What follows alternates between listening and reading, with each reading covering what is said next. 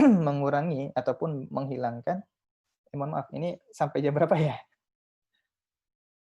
Ini kepanjangan Sampai setengah 12. diskusi, materi sampai jam? 11 boleh. Oke, berarti setengah jam lagi ya, baik. Nah, sekarang ikhwan dan akhwat yang Allah muliakan, bagaimana sekarang kita menyelesaikan permasalahan umat ini dengan zakat? Ataupun dengan sedekah, infak, sedekah, dan wakaf tadi ya.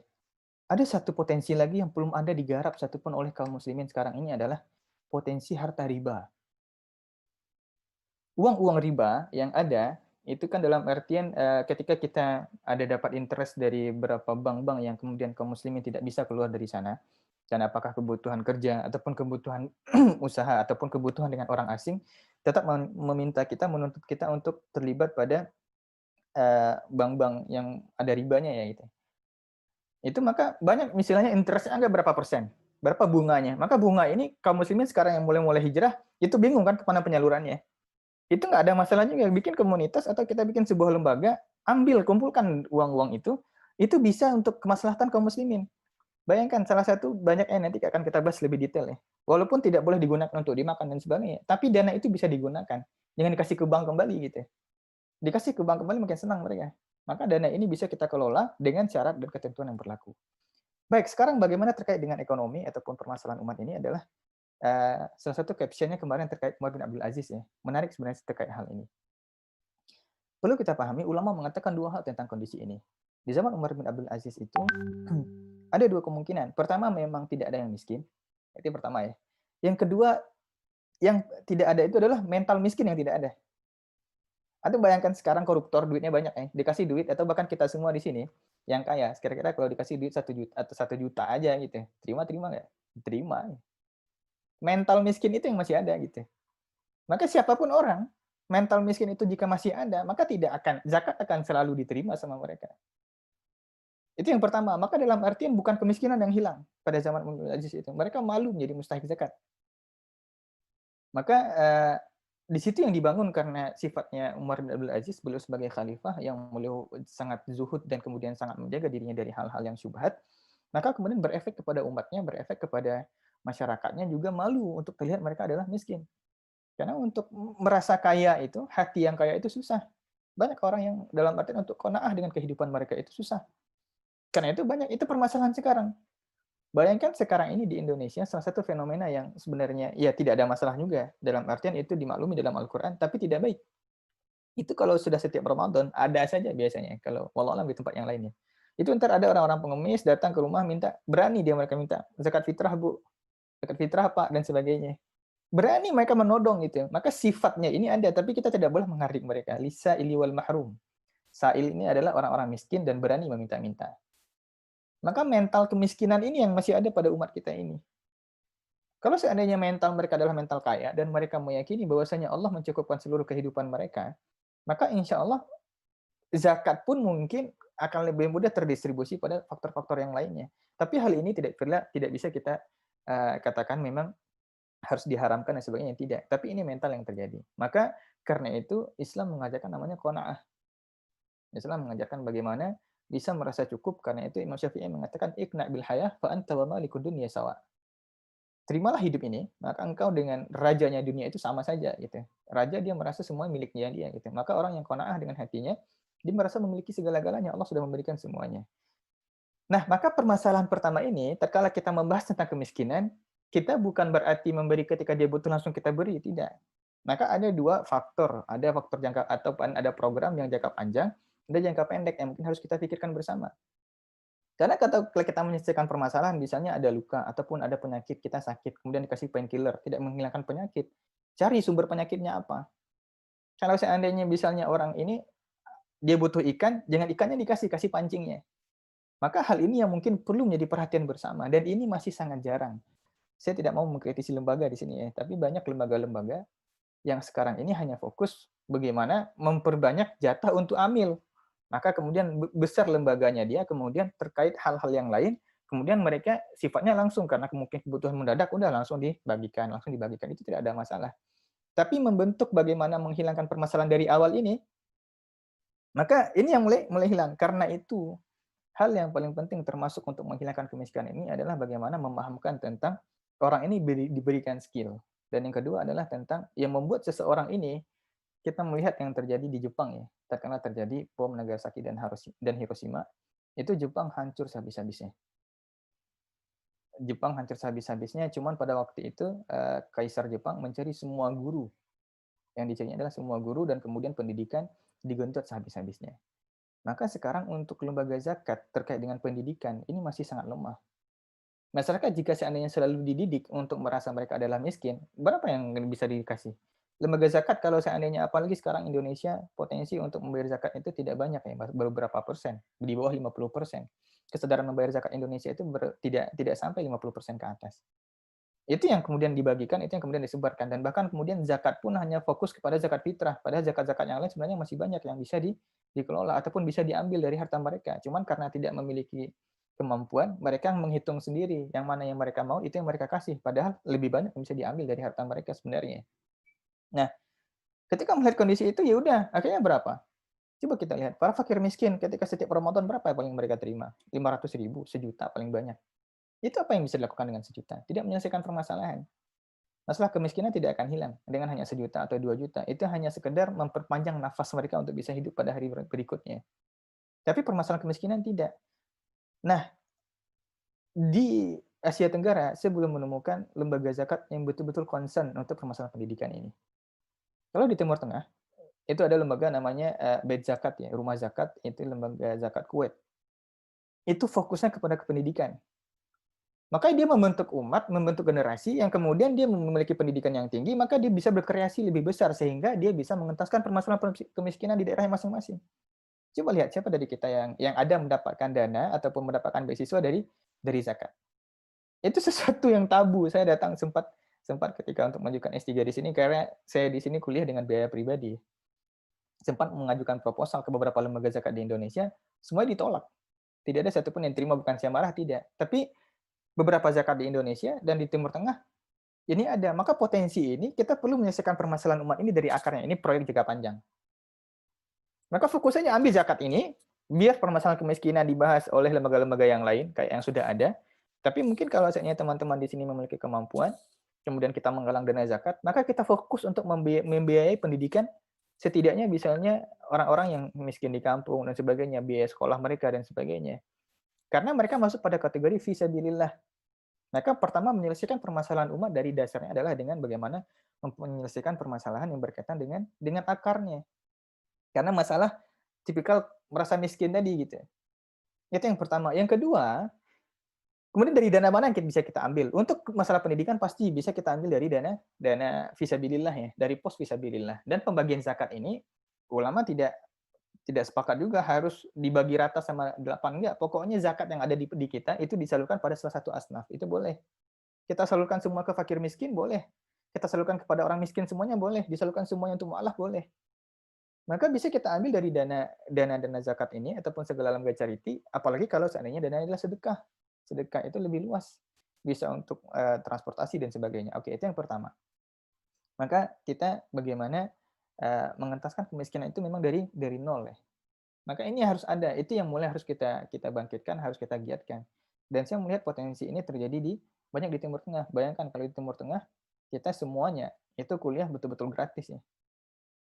Kalau kayak pengalaman di Saudi, ataupun dimanapun di Timur Tengah, apakah di Mesir, itu biaya gaji guru dan semuanya itu gratis, itu dari lembaga zakat, dari lembaga wakaf. Apalagi bisa di Madinah itu semua kita dikasih gaji, kita dikasih ini. Itu tinggal belajar sama makan dan minumannya itu kerja teman-teman yang di Saudi. Apapun itu, pulang tiket dikasih, dan bahkan kita bisa milih maskapai dan sebagainya. Maka pendidikan merupakan salah satu faktor yang harus menjadi perhatian bersama. Di Indonesia ataupun di beberapa lembaga-lembaga kita yang ada di sini di Asia Tenggara itu untuk pendidikan ini masih lemah ataupun masih belum menjadi faktor ataupun perhatian yang sangat besar. Yang kedua, oke, maka program jangka pendek. Menyelesaikan permasalahan memberikan orang uang itu tidak memberikan solusi.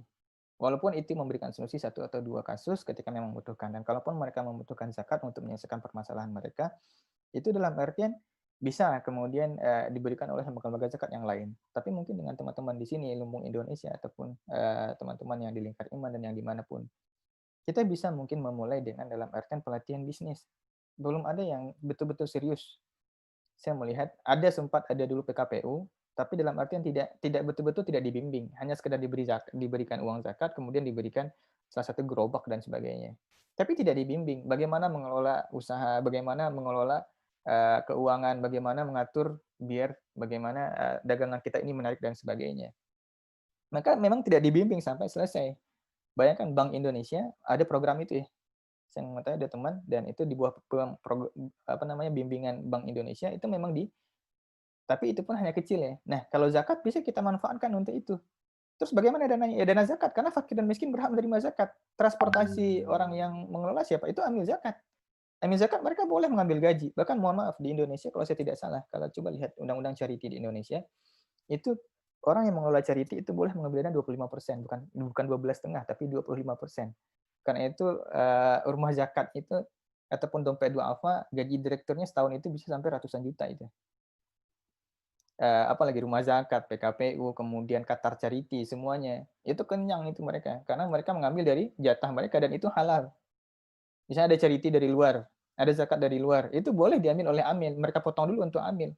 Itu secara aturan syariahnya benar. Dan kemudian secara aturan undang-undang juga boleh gitu. Maka jangan berpikir tatkala kita mengelola zakat, kemudian kita dana tidak ada, tidak. Maka dari dana zakat tadi untuk transportasi dan sebagainya bisa dikelola. Maka yang kedua adalah bagaimana secara untuk permasalahan umat bisa kita lihat. Karena itu kalau seandainya pemahaman tentang zakat ini di setiap RT dan RW, setiap masjid itu paham gitu. Kalaupun toh zakat itu dikumpulkan ke masjid, bagaimana zakat ini dikelola dengan baik? Masalahnya sekarang kan zakat itu dipikir ketika masuk pengurus bingung, habis itu langsung dibagikan. Yang parah-parahnya adalah ujung-ujungnya zakat dibikin untuk ini kan, ujung-ujungnya dipikir bahwasanya zakat ini ntar dibikin untuk bangunan masjid. Lah, ini kan akhirnya banyak perbedaan pendapat ulama. Dan itu pun pendapat yang sangat marjuh. Itu ketika memang sudah tidak ada lagi asnaf yang lain. Maka akhir-akhirnya apa? Zakat fitrah gunanya apa? Untuk pembangunan masjid. Lah, ini kan masih banyak orang sebenarnya membutuhkan. Apa susahnya dilipat gandakan saja? Orang sudah dikasih misalnya 100.000, 200.000, kasih aja lagi sekali lagi gitu. Itu yang terjadi sekarang di Indonesia. Karena itu potensi zakat ini tidak dipahami dengan baik. Zakat fitrah ya. Tapi kalau zakat yang lain tidak mesti harus habis. Tidak ada kewajiban zakat yang sudah ada pada kita itu harus habis, tidak ada. Itu bisa dikelola terus. Karena itu terkadang beberapa lembaga zakat kayak PKPU, sekarang Human Initiative namanya kayak PKPU, kemudian ACT dan sebagainya. Itu mereka buat saving gitu. Itu dana zakat yang bahkan mungkin sudah lama. Maka kalau seandainya ada dana zakat yang baru, maka savingnya ini yang mereka keluarkan. Maka tidak ada masalah dari dana zakat tadi. Tinggal sekarang bagaimana kita harus memahami nih, teman-teman harus hati-hati terkait dengan undang-undang. Karena itu di Indonesia, karena potensi zakat ini sangat besar, ini akan diambil alih secara full oleh pemerintah. Saya tidak bersuuzon ya, tapi saya mengalami sendiri. Saya pernah menghandle sebuah lembaga zakat yang punya pemerintah lah. Itu gunanya untuk apa? Itu para pengelola zakat itu zakat terkadang tidak dikelola dengan baik. Mereka pergi ke Malaysia, pergi ke Singapura, alasannya mereka pergi datang pelatihan, dibanding sisanya apa? Mereka minta hotel bintang 5, dekat ini, dekat itu. Kemudian di Singapura, di sini, di situ. Di Singapura tolong jangan di-shoot dan sebagainya. Apaan ini gitu. Mereka zakat mereka gunakan untuk kehidupan pribadi mereka, senang-senang, tapi permasalahan umat tidak selesai.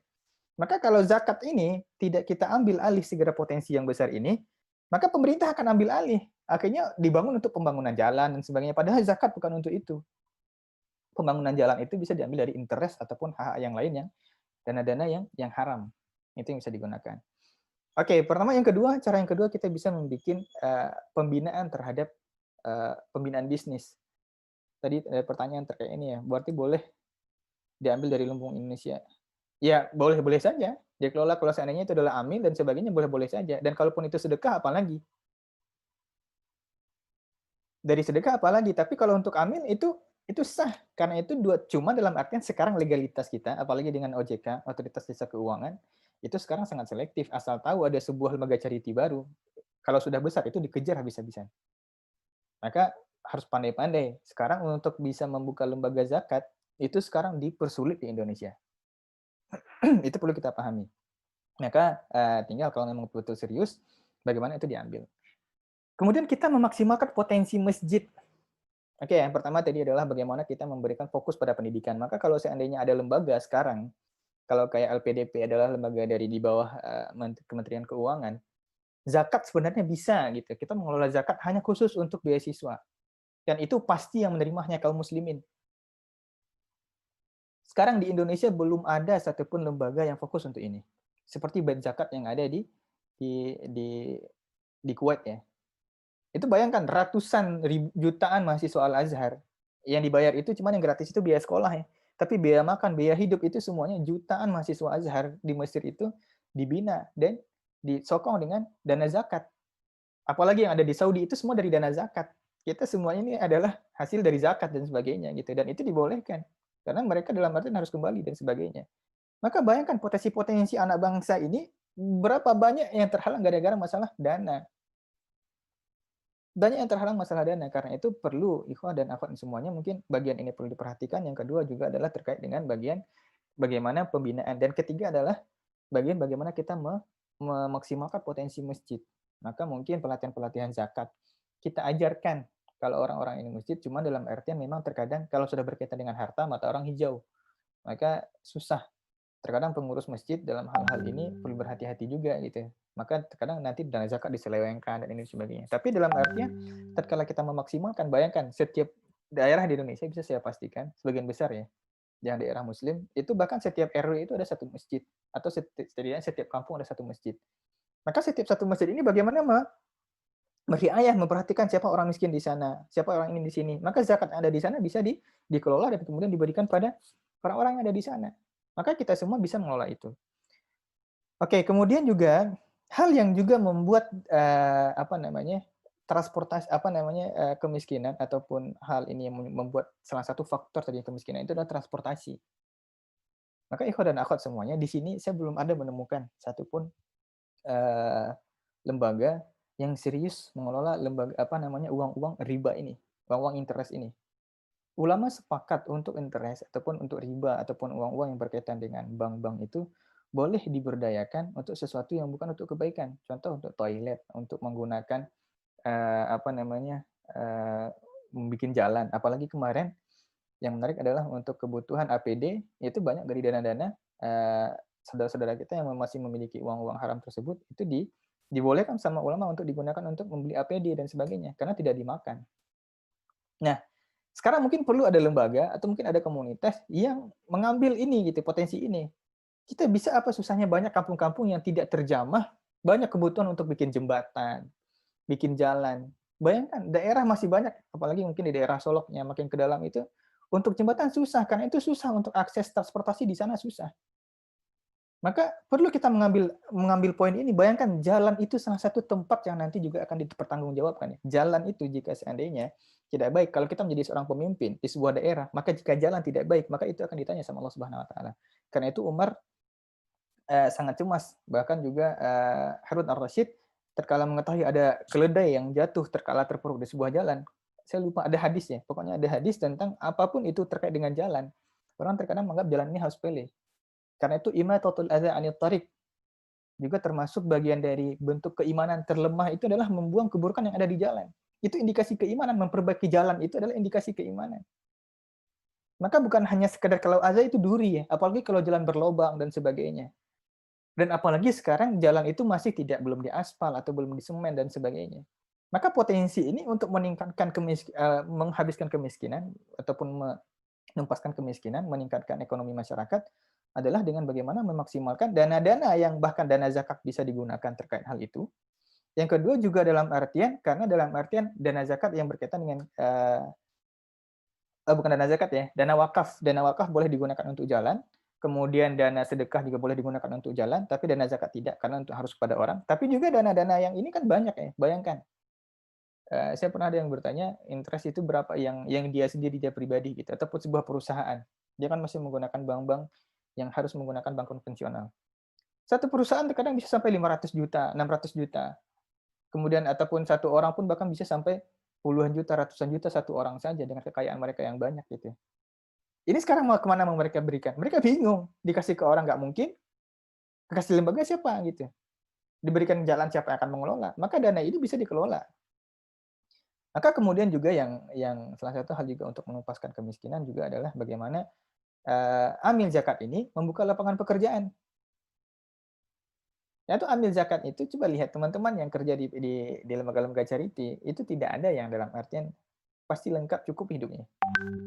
Minimal gaji di lembaga charity itu 5 sampai 6 juta dan sebagainya. Maka kalaupun seandainya kita bisa mengelola dengan baik, paham dengan sistem dan sebagainya, itu saya sampaikan, bisa dicek ulang tentang undang-undang charity di Indonesia. Kalau nggak salah 25% dari total. Bayangkan, saya di Malaysia ini untuk 1 bulan saja kita mengumpulkan zakat, ya kalau Ramadan saja, itu sekitar 300 juta ya, 300 juta. Itu kalau seandainya 25% dari 300 juta, ya 75 juta. 75 juta untuk 1 bulan. Anggap yang pengelola zakat ini cuma 5 orang. Berapa? 75 bagi 5 ya 15 juta per orang. Itu gaji sebulan, cuy. Bukan bukan ini. Maka karena itu lembaga zakat itu kenyang mereka sebenarnya dan itu dibolehkan. Apalagi kalau seandainya kita bisa membuat betul-betul tim yang betul-betul solid, betul-betul tim yang baik. Apalagi sekarang juga banyak perusahaan-perusahaan yang membutuhkan auditor. Mereka ini jujur, orangnya muslim, baik, ikhlas dan sebagainya. Oke, mereka datangkan auditor. Oke, silakan coba hitung zakat, bagaimana zakat perusahaan saya ini. Mana yang masuk kategori zakat, mana yang tidak dan sebagainya. Maka udah zakat itu bisa dikelola dan auditor tadi juga mendapatkan ini gaji dia dari sana. Boleh, tidak ada masalah. Maka amil zakat ini adalah lapangan pekerjaan. Karena itu kalau kita bisa menguasai dengan baik skill itu bisa.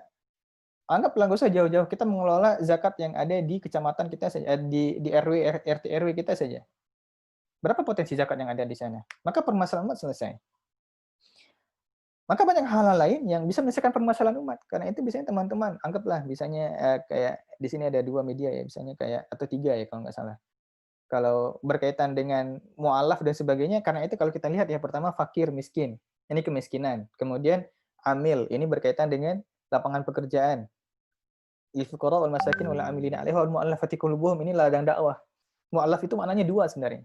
Bukan hanya sekedar orang yang masuk Islam, tidak. Mu'allaf itu ada kategori dari muslim, ada dari non muslim. Kalau mu'allaf dari non muslim itu jelas, belum masuk Islam dia, itu masih mu'allaf, boleh kita berikan zakat. Karena itu lembaga penanganan ataupun pembinaan mu'allaf itu juga banyak dari dana zakat dan sebagainya. Karena itu di zaman Umar radhiyallahu anhu ketika beliau jadi khalifah, orang-orang Yahudi ataupun orang-orang kafir berani minta kepada Umar, "Wahai Umar, mana zakat jatah kita?" Umar mengatakan, "Dulu kita butuh pada kalian untuk masuk Islam. Tapi sekarang umat Islam sudah kuat," kata Umar. "Kita tidak butuh lagi dengan kalian." Tidak diberi sama Umar. Maka boleh. Maka misalnya kayak sekarang nih, misalnya media-media sosial yang kita gunakan, ataupun dalam artian kita mengundang ustadz, ataupun kita mengadakan agenda-agenda, ataupun kita datang ke pelosok-pelosok, itu dana bisa digunakan dari dana zakat. Kemudian juga yang paling penting, wal mu'allafati qulubuhum wa fi riqab ini tidak ada ya. Wa fi sabilillah ini sangat luas maknanya. Para dai, kemudian penuntut ilmu, kemudian para guru. Bayangkan, apa yang jadi permasalahan sekarang?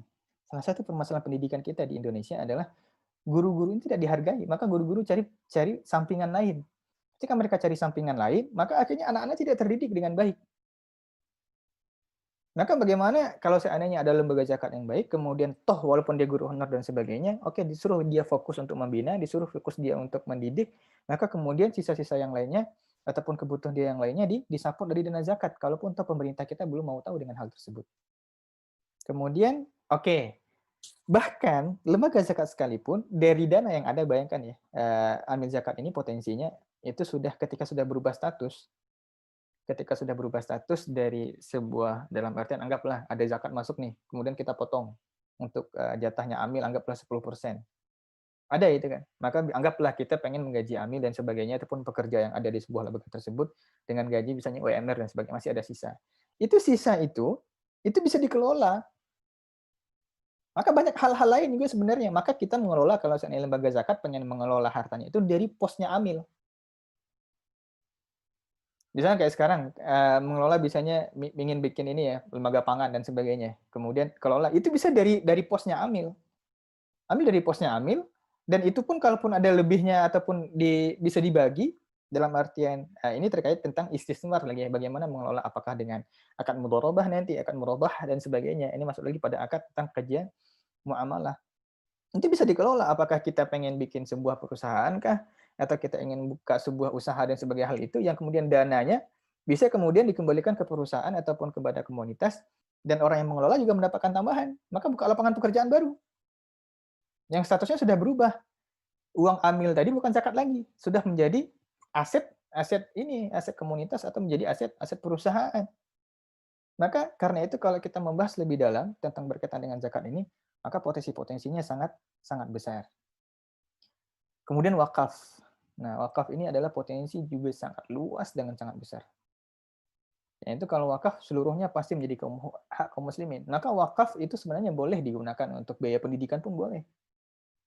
Hanya saja wakaf ini dalam artian tidak boleh diperjualbelikan. Kalau dalam bentuk harta boleh menggaji, dalam artian tujuannya masuk juga kepada asnaf yang tadi. Maka kajian-kajian tentang wakaf itu sangat luas sekali sekarang ini. Itu dulu Al-Azhar itu lebih kaya dari Mesir dulu ya. Al-Azhar itu dulu lebih kaya dari Mesir, dan dana wakaf ini bisa kita gunakan, bisa dalam arti dana wakaf banyak ya. Kemudian kita buka sebuah, misalnya kalau kayak sekarang teman-teman yang di Limbu Pangan, apakah membuka sawah, membeli sawah dan sebagainya. Sawahnya itu jadi hak kaum muslimin, tapi hasilnya bisa dikelola. Hasilnya terkala ini bisa dijual dan sebagainya, maka duitnya bisa untuk mensupport agenda-agenda yang lainnya. Maka tergantung jika keseriusan kita. Maka nanti banyak lagi lembaga zakat yang baru, karena itu banyak di Indonesia itu BMT ya. Karena ada potensi-potensi yang bisa mereka gunakan. Ini adalah potensi keuangan yang bisa diambil oleh kaum muslimin, yang bisa banyak menyelesaikan permasalahan umat ini. Wallahu a'lam, itu sedikit mungkin dari Anda pribadi, mungkin silakan kita mau diskusi dan sebagainya terkait hal ini. Ya, terima kasih Pak Ustaz Azam. Yang mau bertanya silahkan, boleh raise hand dulu. Atau kalau nggak ngerti raise hand-nya, boleh di chat. Atau kalau nggak ngerti juga di chat, boleh langsung buka mikrofonnya. Ini ada yang mau bertanya? Oke. Ini ada yang chat. Oke. Terkait potensi harta riba stats yang bisa dikelola untuk kemaslahatan umat. Yang bisa dikelola untuk kemaslahatan umat. Sedangkan bukankah harta yang haram tidak boleh dizakatkan, Stats? Mohon pencerahannya. Oke, baik. Langsung jawab ya. Ya, langsung aja, Stats. Harta riba tidak dizakatkan. Memang harta riba langsung dibelikan semuanya. Harta riba itu biasanya kalau kita seandainya punya harta nih, anggaplah 500 juta. Yang riba itu interest dari tabungan kita itu 50 jutanya misalnya. Maka 50 juta itu bukan pemotong, maka 500 juta berarti 450 juta itu dizakatkan dari 450 juta, 2,5%-nya. Yang 50 juta ini memang langsung dikeluarkan, maka tidak zakat potensinya, memang dikeluarkan. Untuk kemaslahatan umat, memang tidak bisa dimakan, tidak. Tapi kan banyak bangunan-bangunan yang bisa dibangun dengan hal itu. Banyak MCK, banyak kemudian jalan-jalan yang bisa dibangun, jembatan-jembatan yang bisa ini untuk memudahkan. Apalagi banyak guru-guru yang datang ke daerah-daerah pelosok dalam ya. Saya masih banyak melihat dalam artian kebutuhan masyarakat terhadap jalan ini masih tinggi ya. Makanya kita jangan menganggap sepele tentang masalah jalan ya. Jalan, masalah sepele. Apalagi kayak kondisi sekarang, masalah APD dan sebagainya. Itu bisa digunakan. Mungkin kalau untuk makan tidak bisa. Kemudian untuk bahan usaha mungkin tidak bisa. Tapi dana ini bisa kita gunakan untuk infrastruktur. Maka juga tidak boleh digunakan untuk pembangunan masjid, tidak boleh. Karena masjid tempat ibadah. Untuk pembangunan rumah juga tidak boleh. Tapi untuk membuat pelataran, untuk ngecor jalan dan sebagainya, bikin pekarangan dan sebagainya, itu boleh, bikin taman, itu boleh, nggak ada masalah dari zakat. Bikin dalam artian hal-hal yang menyelesaikan permasalahan umat, misalnya daerah-daerah kumuh tuh, daerah-daerah kumuh bisa kita bersihkan dan sebagainya. Maka hal ini, potensi ini belum ada dikelola, dan sebenarnya kita tinggal mencari ya, kalau seandainya kita memang duduk serius membahas tentang bagaimana pengelolaan harta riba ini, dan dia bukan kategori zakat ya. Kalau di sini kan memang ini bukan hartanya tidak boleh dizakatkan, memang tidak boleh dizakatkan, dia tidak dizakatkan, memang dia harus dikeluarkan secara utuh semuanya. Karena itu para ulama mengatakan ada kondisi kita memang terpaksa masih menggunakan bank konvensional selama kita tahu mana yang interest, mana yang tidak, mana yang bagian dari kita, mana yang riba, mana yang tidak. Selagi kita bisa memisahkan dan kita tidak memakan bagian yang haram itu, maka tidak ada masalah. Nah, sekarang tinggal bagaimana kita mengelola harta tersebut gitu. Cuman memang harta yang haram ini tidak boleh dimakan oleh amil, juga tidak boleh dimanfaatkan oleh amil. Amil silakan mencari dari pos yang lain, tapi ini tinggal siapa kita yang mengelola gitu. Maka jangan diberikan kembali ke bank, jangan diberikan kembali pada orang-orang yang tidak baik. Itu maksudnya. Oke. Jadi kalau buat beli-beli misalnya ada personal dakwah misalnya beli buku-buku atau referensi-referensi gitu bisa nggak dari dana riba nih, Ustaz? Kalau dakwah jangan mungkin kali ya, karena Oh buku gitu dan ya? sebagainya tidak. Tapi dalam artian untuk itu dari dana zakat bisa kan, fisabilillah dan sebagainya itu pun kategori mu'alaf bisa. Banyak pos-posnya sebenarnya. Tinggal kita melihat ini posnya kira-kira di mana. Maka untuk Oh, buku-buku dalam artian kategori mu'alaf itu bisa. Karena itu untuk bisanya kayak kasus mu'alaf, kemudian fisabilillah, ataupun ibnu sabil, itu nggak harus duit kita berikan, tiket berikan bisa langsung. Tapi dari pos zakat, ini untuk dia, tapi yang menerima memang orang-orang tersebut. Maka mu'alaf kita berikan buku. Tapi dalam artian kalau kita kelola semuanya, jadi kayak sekarang lagi, tidak ada yang fokus. Sekarang kita mau dipecah-pecah, fokus di mana dulu nih? Mau kita fokus dalam beratas kemiskinan, maka oke, fokus dalam masalah fakir dan miskin, dan kemudian bisanya amil dan sebagainya. Kalau bisanya lembaga dakwah, maka fokus di fisabilillah. Maka untuk support dana dakwahnya dia, support transportasi dai, support untuk bagaimana kebutuhan apa namanya pengiklanan dan sebagainya. Itu bisa kita ambil dari pos fisabilillah. Dan juga bisa diambil yang paling luas itu adalah posnya amil. Pos amil itu paling luas. Ketika pos amil itu sudah menjadi bagian dari pengelola, maka nanti terserah dia mau menggunakan apa saja. Dan juga kalau ada pos sedekah. Kayak itu kalau anak pribadi kita mengelola dana zakat, maka biasanya zakat fitrah itu segera kita bagikan karena dia harus segera habis. Tapi dana sedekah itu kita tahan. Kayak zakat mal, sedekah dan sebagainya itu kita tahan karena potensinya bisa kita salurkan kepada lebih banyak orang yang bisa menerima dan dia tidak harus segera habis. Termasuk juga di antaranya zakat profesi. Ini luas sekali ya, dimensi zakat ini sangat sangat luas ternyata ya. Ya, itu yang masalahnya. Sekarang permasalahannya adalah zakat ini berusaha dikerdilkan oleh pemerintah dan juga yang mengelola zakat ini berpikir hanya mindset mereka hanya fokus kepada pada kategori yang 8 tadi dan juga pengelolaannya juga masih belum terlalu maksimal. Itu harus ada ikhwan dan akhwat Berarti yang ini bisa bahan bakar utama juga ya saya buat kebangkitan umat karena oh sebanyak iya, itu dimensinya memang luar biasa ini potensinya ya.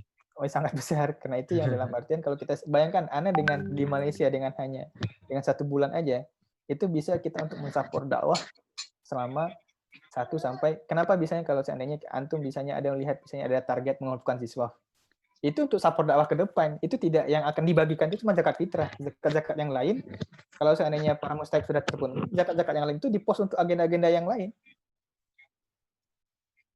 maka dalam artian bayangkan ya untuk sebuah lembaga yang besar kita bisa di backup dengan zakat contoh ambil contoh lain contohnya Arisalah ya Arisalah itu banyak para murid itu tidak mampu karena lumayan mahal ini ya karena itu ada les Arisalah Charity itu supportnya dari sana itu support guru, support murid, kebutuhan yang lain itu dari sana. Itu supportnya besar dari sana dan bahkan mungkin bisa dikatakan 40% support guru, murid dan sebagainya itu dari Las Charity gitu. Dari salah charity itu gitu. Maka karena itu kalau dana zakat ini dikelola dengan baik, banyak permasalahan bisa terselesaikan. Masya Allah ya. Saya Ini juga banyak pernah pertanyaan. ngajar di Arisalah dulu. Oh ya, ingat Anda itu. Pernah lihat nanti. Tapi memang kita miris juga terakhir kemarin itu kita jadi ada kasus itu di Sumbar itu siswa ini sudah lulus ke Mesir tapi dananya nggak ada tapi sampai harus kemarin itu apa menggalang dananya keluar bukan malah ke apa ke lembaga zakat atau apa ini sangat disayangkan sekali padahal lulusnya itu bahkan di Mesir ini jadi potensi untuk umat kedepannya itu kan luas ini emang sangat disayangkan sekali ya. Iya, Anda termasuk salah satu korbannya gitu ya. Dalam artian Iya. lembaga zakat tidak mau gitu, tidak mau memberikan potensi itu. Dan di Malaysia termasuk Anda ngambil 2 contoh ya kayak Jepang, kemudian Malaysia, kemudian Timur Tengah. Itu bahkan anggaplah separah-parahnya sistemnya sistem hutang. Anggaplah dari dana zakat tadi, ataupun bisanya dari dana amil tadi.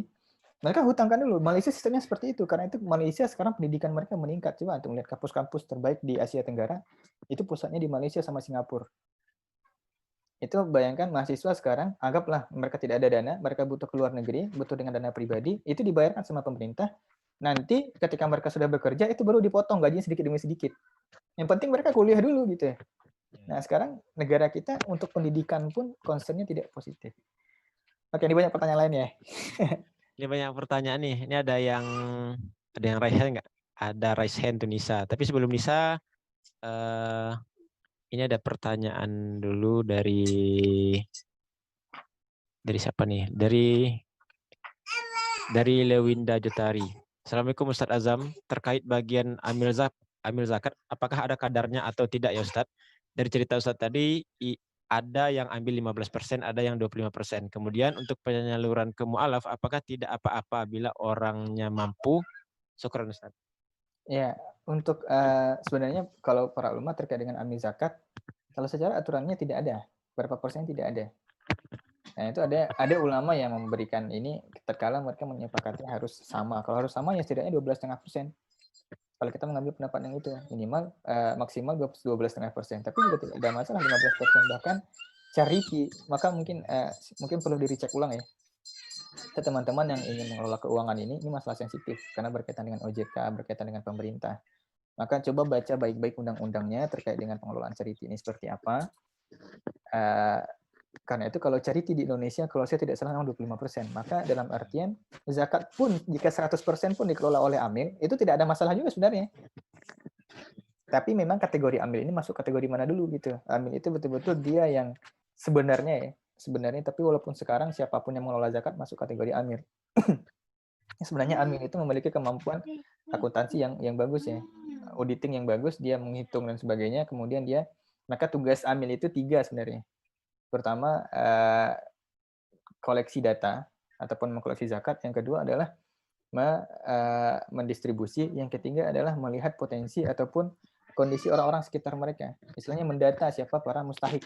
Maka pendataan. Maka pertama dia koleksi, distribusi, dan ketiga adalah pendataan. Berapa dan sebagainya. Karena itu jika suatu daerah ada amil yang betul-betul bagus, nggak usah jauh-jauh, anggap dia satu RT ada berapa kakak gitu sebagainya. Maka tinggal subsidi silang. Itu bisa selesai. Karena itu tidak ada ketentuan asli dalam Al-Quran dan hadis itu terkait dengan kadar amil itu berapa ngambil, tidak ada masalah. Cuman karena itu tadi, karena tidak ada ketentuan tersebut, karena itu amil zakat, dia berfoya-foya dengan harta zakat. Itu juga yang jadi masalahnya. Ini ada lagi pertanyaan. Ini yang raise hand abis ini ya. Ini ada lagi satu pertanyaan. Bagaimana pandangan ulama terhadap zakat penghasilan?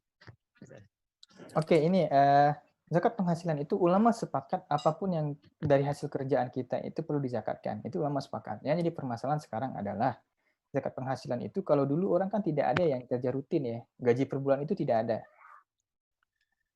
Ini memang jadi perbedaan pendapat ulama yang dalam artian orang yang terlalu saklek dengan yang kemudian menganggap itu jelas dalam Al-Qur'an, ya ayyuhalladzina amanu anfiqu min thayyibati ma kasabtum.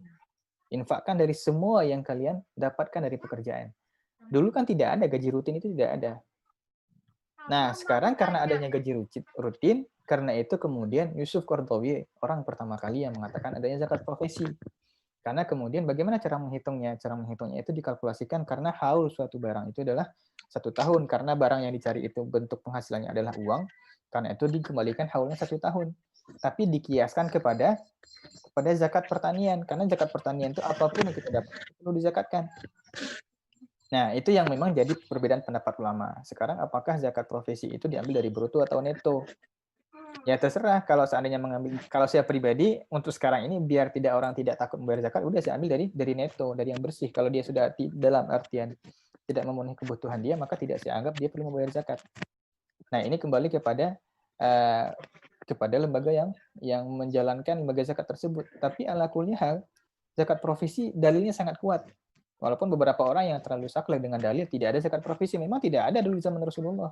Karena tidak ada orang yang digaji per bulan. Tetapi untuk zakat penghasilan itu ada. Zakat penghasilan ada, tapi zakat profesi itu yang tidak ada. Nah, sekarang apakah kondisinya sama atau tidak? Nah, sekarang karena itu sebagian besar ulama kontemporer itu mengatakan zakat profesi wajib. Dan saya ikut dengan mereka. Cuman ada beberapa ulama-ulama dari Timur Tengah, dari Saudi maksudnya, bukan Timur Tengah, dari Saudi yang saklekkan hal itu menganggap zakat profesi ini bid'ah. Ini juga terlalu serampangan dalam memutuskan sesuatu hal menurut saya pribadi. Karena dengan dalil-dalil yang sangat kuat tadi sebenarnya. Memang tidak ada label zakat profesi itu memang tidak ada. Kalau mengatakan seperti itu, tidak perlu dong kita menzakatkan beras, karena beras tidak masuk kategori yang dizakatkan dalam hadis. Tidak ada beras dizakatkan zaman Rasulullah. Di mana orang menanam beras? Tapi sekarang kenapa orang sepakat beras perlu dizakatkan? Karena dalam artian dia memiliki kesamaan pada gandum. dia merupakan bahan makanan dan dia bertahan lama. Karena itu ada kias termasuk dalil yang kuat. Itu dia Allah. Oke. Selanjutnya silahkan yang raise hand. Boleh langsung di open mic ini. Bisa ya, Bang? Iya, silakan. Takutnya banyak yang raise hand. Ya, Assalamualaikum Ustadz. Izin bertanya, Ustadz. Ini terkait pertama tentang zakat, Ustadz. Nah, zakat ini kan seharusnya kalau sudah sampai kadar tertentu, itu baru boleh bisa diambil zakat profesinya. Nah, di kalangan guru saat ini, Ustadz, khususnya PNS, itu kan zakatnya ada yang langsung dipungut langsung oleh badan amil zakat gitu.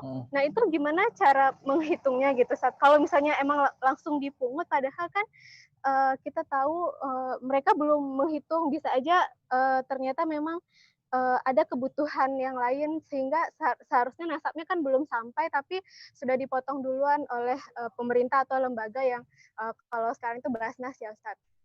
Karena kemarin itu sempat terjadi kontroversi juga di kalangan para guru, kenapa harus langsung dipotong gitu. Karena kalau jawaban dari pemerintah kan memang karena supaya untuk mendisiplinkan untuk pegawai negeri untuk membayar zakat gitu, Ustadz. Itu yang pertama. Terus yang kedua terkait pajak, Ustadz. Kemarin saya sempat dengar katanya pada saat ini kalau pada zaman Rasulullah kan itu pajak kalau tidak salah diwajibkan itu untuk yang non-muslim. Nah, sementara pada saat sekarang itu pajak dikenakan justru kepada semua warga negara. Tapi alasan dari orang pajak sendiri ya karena pada saat ini negara memang sedang membutuhkan uang dari pajak, jadi ya tidak apa-apa kalau misalnya tidak masalah kalau sekarang rakyat Muslim pun dipajaki gitu kan, begitu Sat. Itu aja Sat pertanyaannya Sat, makasih. Oke, type. Ini gimana moderator? Bisa dijawab apa aja? Langsung aja Sat. Oke, pertama terkait zakat profesi. Itu sebenarnya dia zakat profesi ini ada dua pendapat ya. Ada yang mengambil dari bruto, ada yang dari neto. Karena kalau dia dikiaskan kepada zakat pertanian. Zakat pertanian itu dari totalnya langsung dikeluarkan ketika menyampai nisab ya. Jadi kalau seandainya kita panen padi, kalau seandainya sampai satu nisab, maka kemudian kalau seandainya dialiri oleh air hujan tanpa kita membuat irigasi sendiri, maka itu perlu dizakatkan dengan sebanyak 10%. Kalau seandainya dialiri oleh usaha kita mengaliri sendiri, maka 5%. Itu dipotong langsung itu, tanpa dikurangi dulu berapa pupuk dan sebagainya, itu tidak dipotong. Nah, itu yang karena berkaitan dengan dia kasabtum, apa yang kita usahakan, maka karena itu yang mengambil pendapat pertama adalah dengan memotong dari akumulasi gaji kita selama 1 tahun. Di sini memang ada positif negatifnya. Kalau pengelolaannya ini baik, kalau seandainya orang-orang Basnas ini betul-betul serius dan pemerintah kita ini baik, itu bagus sebenarnya. Karena dia untuk kemaslahatan umat, karena nanti dikembalikan lagi ke umat. Permasalahannya sekarang adalah pengelolanya ini juga tidak baik dan sebagainya juga belum profesional. Maka sebenarnya selayaknya tidak bisa dipaksakan untuk kondisi sekarang ini menurut saya pribadi gitu. Karena kita bukan negara muslim yang bisa memaksakan seseorang. Karena menerapkan syariat itu wajib, tapi harus segera menerapkan syariat itu sunnah. Perlu dipahami ya. Jadi syariat itu harus diterapkan, tapi mungkin apakah sekarang, setahun lagi, 2 tahun lagi, atau 20 tahun lagi, wallahu a'lam. Itu Rasulullah dalam Islam, penerapan syariat itu baru dimulai ketika di Madinah.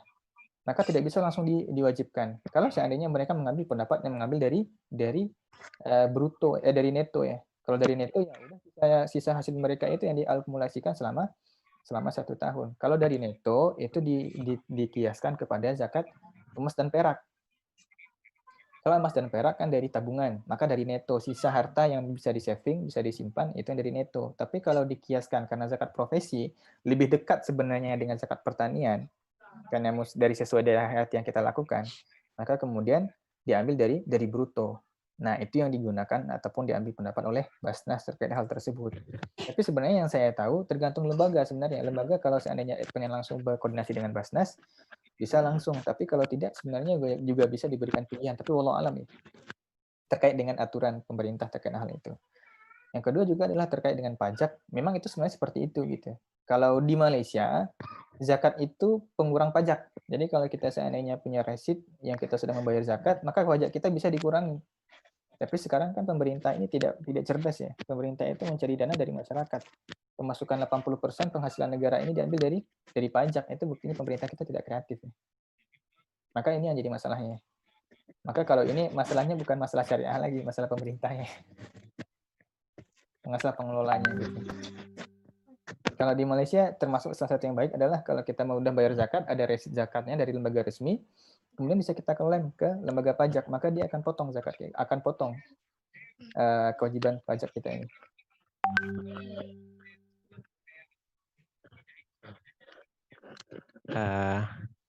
Ini ada lagi Ustaz yang bertanya.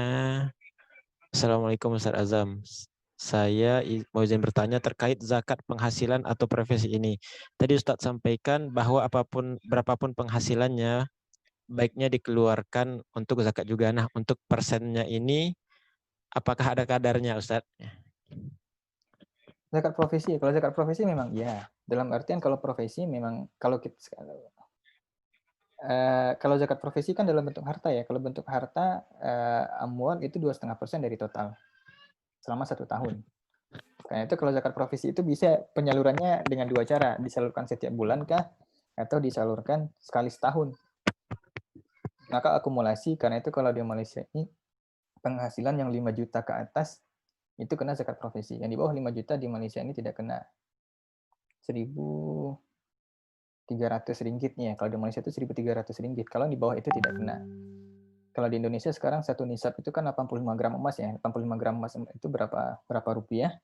Maka kalau seandainya akumulasi gaji zakat profesi mereka itu selama 12 bulan, selama 1 tahun, sampai pada batas itu, maka bisa dipotong dengan 2 cara tadi. Apakah langsung dipotong tiap bulan atau dipotong dibayarkan ketika akhir tahun. Itu terkait dengan zakat profesi. Nah, ini terkait dengan teknis. Nah, kalau seandainya lembaga zakat untuk mulai biar orang tidak benci dengan zakat, saya pribadi lebih sepakat dengan menggunakan metode neto dulu gitu. Kita mulai bertahap berangsur-angsur memperkenalkan ini kepada masyarakat, dan kemudian ketika mengambil pendapat yang lain, baru kemudian mengambil dari bruto ini. Ada 2 pendapat sebenarnya terkait dengan cara zakat profesi ini ya. Pertama, pendapat yang membolehkan dengan tidak. Ini sekalian menjawab yang ada selanjutnya. Zakat profesi itu pertama ada yang membolehkan, mewajibkan, dan ini sebagian jumhur ulama kontemporer ya. Kayak Yusuf Qardawi, kemudian Wahbah Zuhaili, kemudian Atiyah dan sebagainya. Pokoknya banyak ulama-ulama kontemporer mewajibkan zakat profesi. Yang mengharamkan itu ulama dari Saudi gitu ya. Lebih saya khusus ulama dari Saudi. Lajnah Daimah pun membolehkan zakat profesi, tapi beberapa ulama di Saudi mengatakan itu bid'ah. Dan zakat profesi ini pun ada 2 pendapat.